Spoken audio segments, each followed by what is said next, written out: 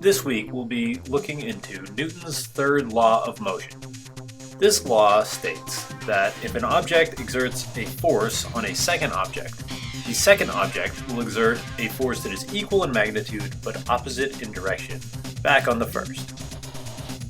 So if one ice skater pushes on a second, they're both going to slide. They're both going to feel the force of that push, but in opposite directions.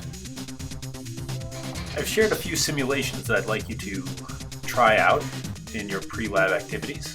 The first has some spring scales that you can demonstrate the relationship between those opposing force pairs.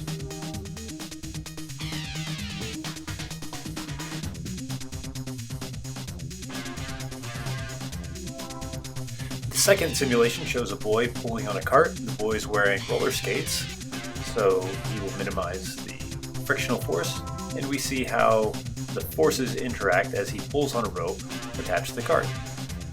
The nice thing about this simulation is it also includes some conceptual questions that might help guide you through understanding this third law of motion.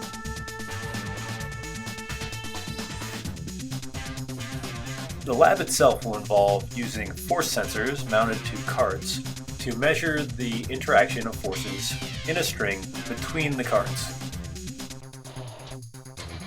In this part of the lab, you will vary both the forces acting on the carts as well as the mass of the carts by adding these metal rods. For the second component, you will be adding a third cart to the system.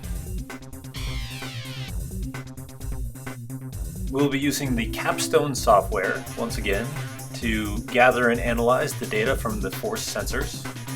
You will set up your sensors as shown here.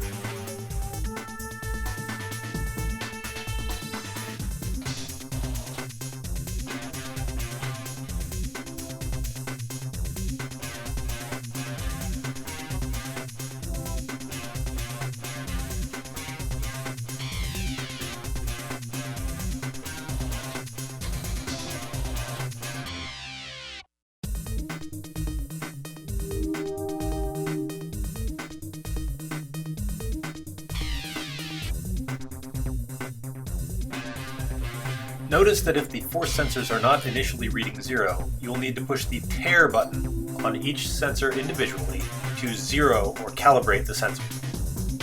And that's it. Let me know if you have any questions. Otherwise, I will see you in lab.